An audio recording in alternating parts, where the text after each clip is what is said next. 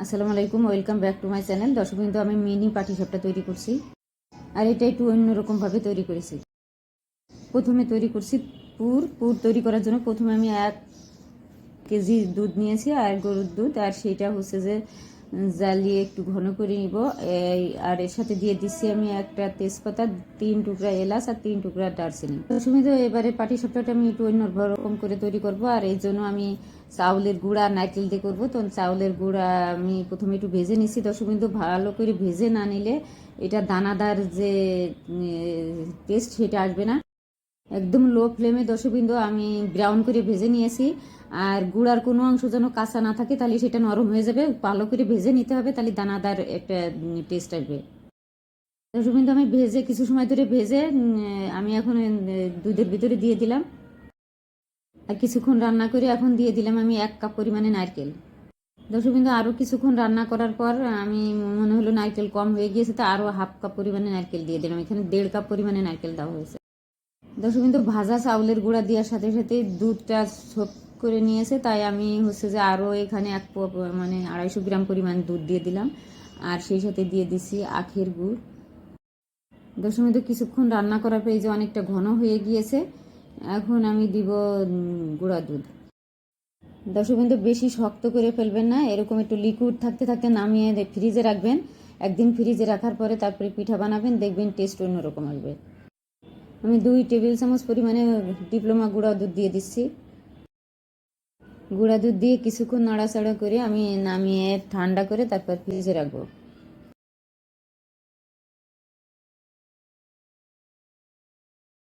Almost done দর্শক বিন্দু, এখন আমি চুলা অফ করে দিলাম, আর ঠান্ডা করে নিছি। ঠান্ডা করে আমি ফ্রিজে রাখবো।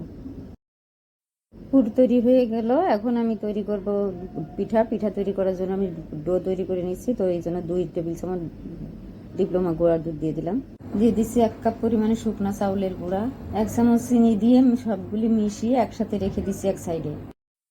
1 কাপ ঘন দুধ নিয়েছি, আর 2টা ডিম ভেঙে কুসুম আলাদা করে সাদা অংশটা দিয়ে দিচ্ছি দুধের ভিতরে। দিয়ে দিচ্ছি 1 চামচের 4/1 ভাগ লবণ, আর সেই সাথে দিয়ে দিচ্ছি 2 চামচ পরিমাণে চিনি। সব কিছু ফেটে ভালো করে মিশিয়ে নিয়ে আমি এখন দিয়ে দিচ্ছি 1 কাপ চাউলের গুঁড়া, 1/2 কাপ ময়দা।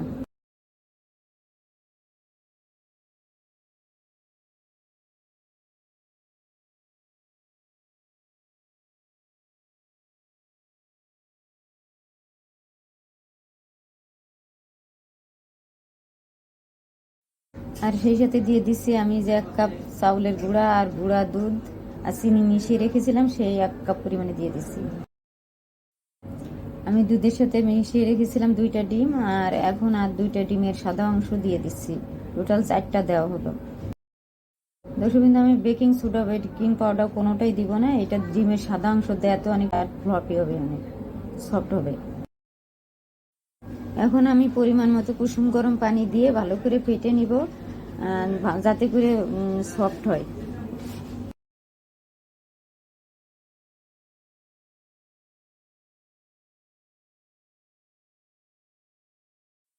ভালো করে ফেটে আমি রেস্টে রাখবো 30 মিনিটের জন্য।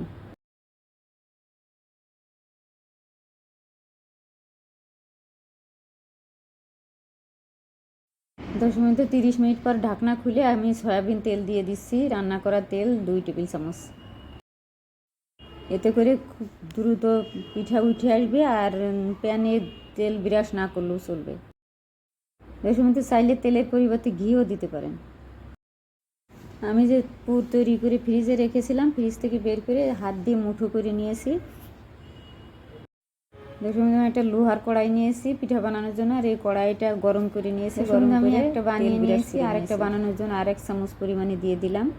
দিয়ে আমি এখন প্যানটা ঘুরিয়ে ঘুরিয়ে গোল করে নিচ্ছি, নিয়ে তারপর ঢাকনা দিয়ে ঢেকে দিব। ঢাকনা দিয়ে ঢেকে আমি 2-3 মিনিট মতো, এর বেশি রান্না করা লাগবে না, 2-3 মিনিট রান্না করলেই সেদ্ধ হয়ে যাবে পিঠা। এরকম করে আমি সবগুলি পিঠা বানিয়ে নিব। 2 কাপ চাউলের গুঁড়া আর 1/2 কাপ ময়দা, এতে 2.5 কাপে টোটাল আমার 50টা পিঠা হয়েছে, মিনি পিঠা। দর্শক বিন্দু, প্রত্যেকবার এই গুলা দেওয়ার সময় চামচ দিয়ে ফেটে নেবেন, নাহলে উপরে পানি উঠে থাকবে আর নিচে এই সব চাউলের গুঁড়া গিয়ে জমা থাকবে। খুব ছোট ছোট করে পিঠাগুলি বানিয়েছি তত হবে না, এরকম ছোট করে বানালে তাহলে আর মাঝখান থেকে কাটা লাগবে না। দর্শকবৃন্দ, এরকম ডিমের সাদা অংশ দিয়ে আপনারা পিঠা তৈরি করবেন, দেখবেন কতটা সফট হবে, খেতেও অনেক সুস্বাদু হবে। দর্শকবৃন্দ, আবার বলছি, কখনও এই পুর তৈরি করার সময় চাউলের গুঁড়া, কাঁচা গুঁড়া দিবেন না, অবশ্যই ভেজে নেবেন, তা না হলে স্বাদ একদম আসল স্বাদ পাবেন না। দানাদার বা সন্দেশের মতো তো একটা স্বাদ এটা পাবেন না।